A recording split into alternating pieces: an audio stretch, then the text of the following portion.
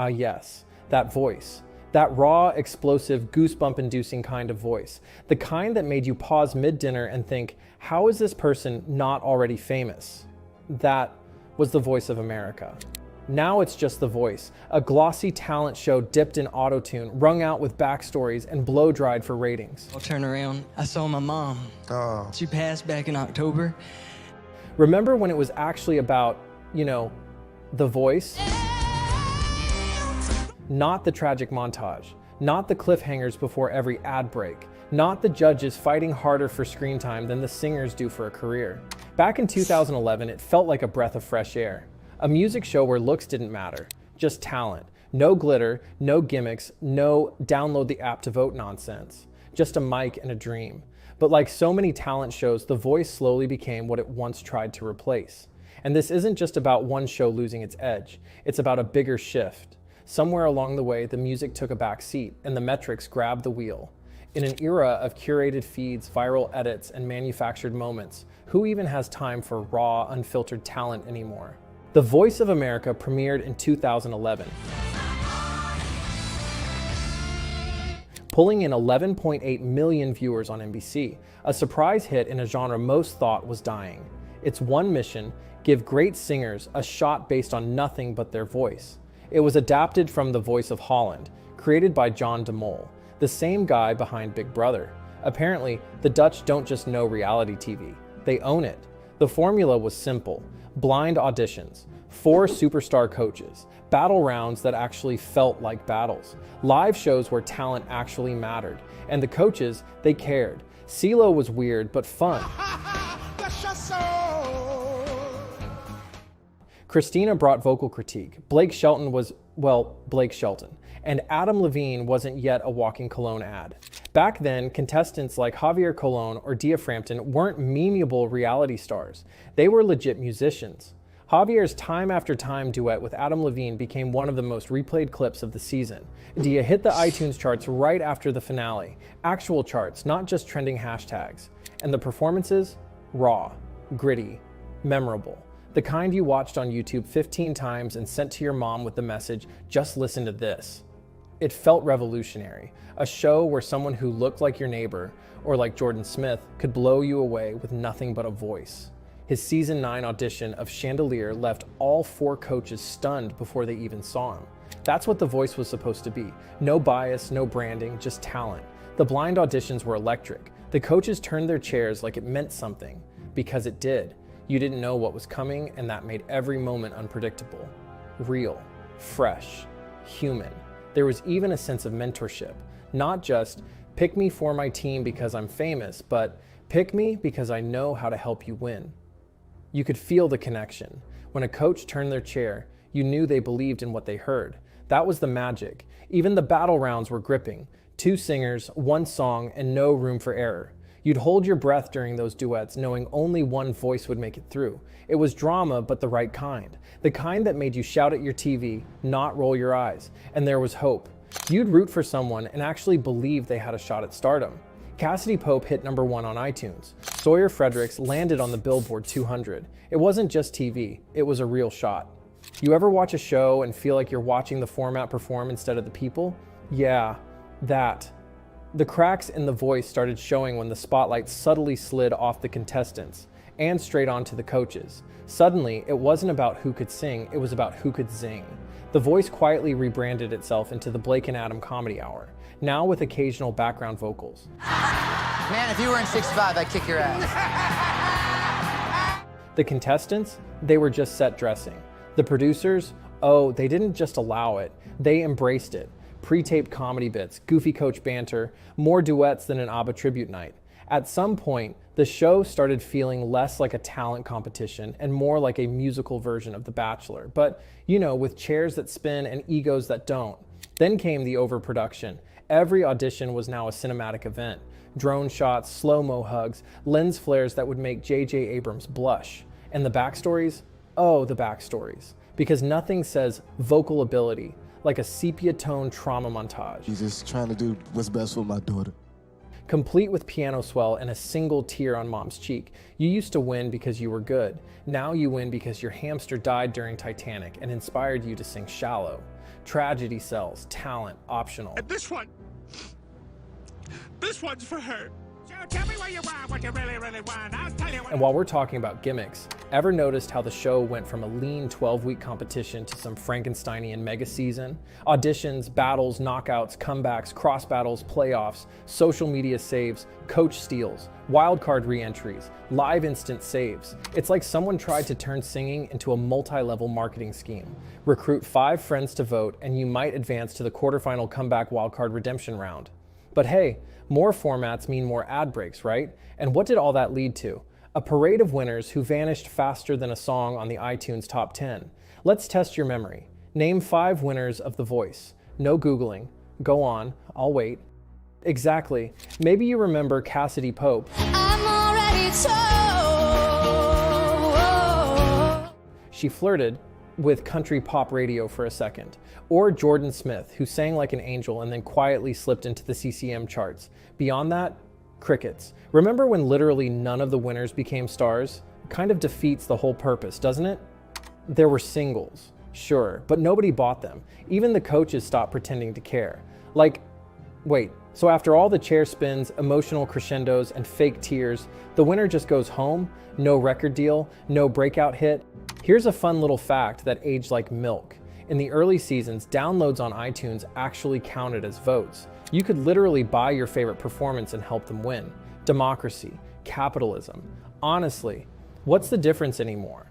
But that's when it all got real strategic. Suddenly, cover song choice mattered more than vocal range. A decent singer doing Hallelujah could beat a powerhouse belting Tina Turner, because sad song equals more downloads, equals more votes, equals more ka-ching. And just like that, The Voice stopped being about spontaneity. It became about engineering moments, manufacturing virality, becoming the next Susan Boyle, but make it TikTok. What started as The Voice has slowly, sneakily, and tragically become the marketing strategy. But don't worry, it only gets worse from here. If The Voice was a roller coaster, this is the part where the brakes fail, the track catches fire, and the announcer calmly says, "We're experiencing some technical difficulties."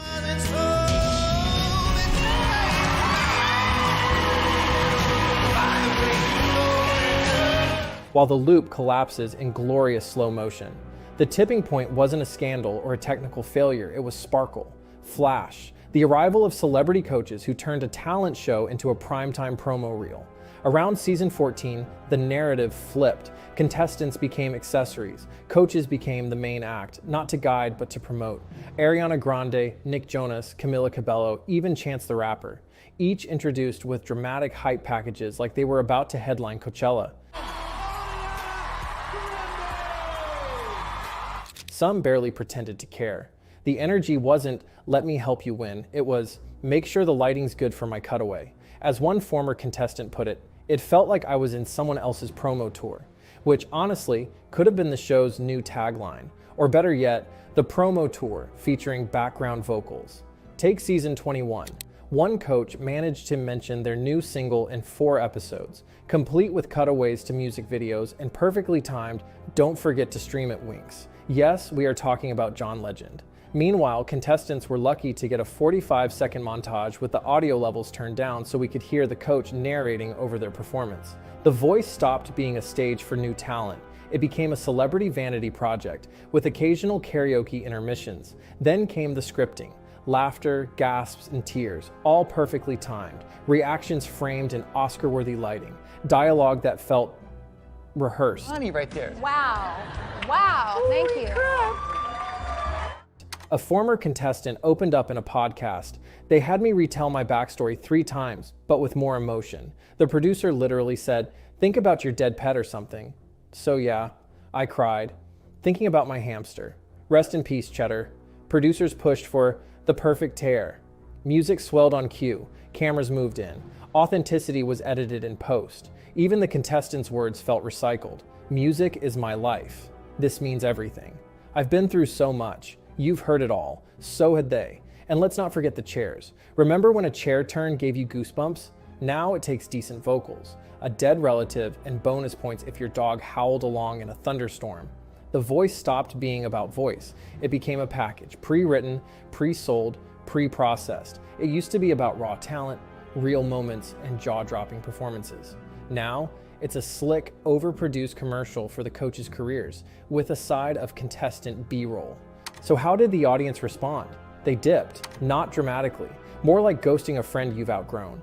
The ratings slid, the buzz died, the memes took over, and once the memes move in, the magic moves out. Between season 1 and season 24, viewership dropped from 13.5 million to under 4 million.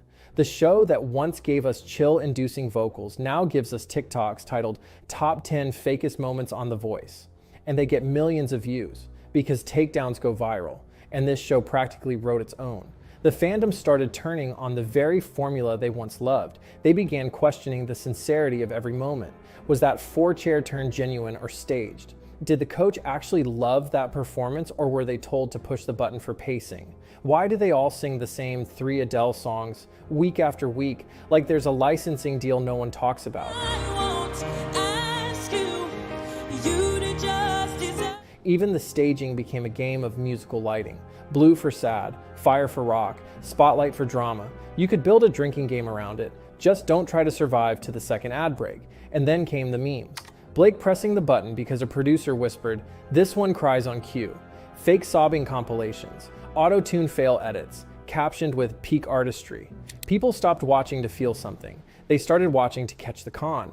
It's no longer about connecting. It's about dissecting. In an era of TikTok breakdowns and YouTube commentary, the audience isn't passive anymore. They're not fans. They're forensic analysts with a pause button. The real tragedy, there are still amazing singers on that stage, but we don't hear about them. We hear about which coach is returning next season, or who had the most dramatic fake rivalry that week. The contestants are now side characters in a show that was meant to spotlight them. It's like watching a cooking show where the food is blurred out and we zoom in on Gordon Ramsay's eyebrows. The talent's still there. It's just edited out of focus. And what about after the finale?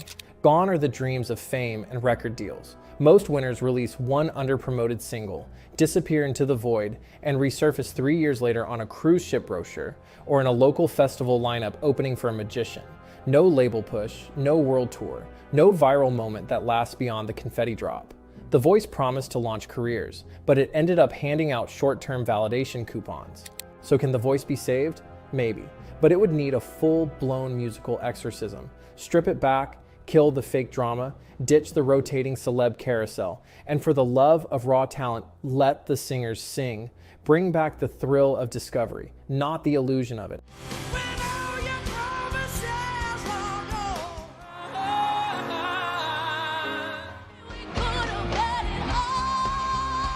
Imagine a reboot where there are no backstories, no sob packages, no AI-generated lighting schemes, just 4 chairs, 4 coaches, and 1 microphone. It sounds risky, it sounds old school, but it also sounds right. Because at its best, The Voice reminded us that talent can come from anywhere. That someone working in a grocery store might just have the voice to stop time. That a voice, unpolished, unfiltered, and powerful, could shake an entire room. It reminded us that we didn't need a viral hook or a tragic angle to care. We just needed the music. And maybe, just maybe, it's time to bring that back. Until then, we'll be over here, watching season 1 clips on YouTube and pretending the rest never happened. Thanks for watching. And remember, just because someone turns a chair doesn't mean it's still worth listening. If you enjoyed this deep dive into manufactured drama and lost potential, go ahead and hit that subscribe button. We've got more where this came from, more rants, more nostalgia, and definitely more roasting of formerly beloved institutions. Subscribe or risk getting your next life lesson from a sob package on a talent show.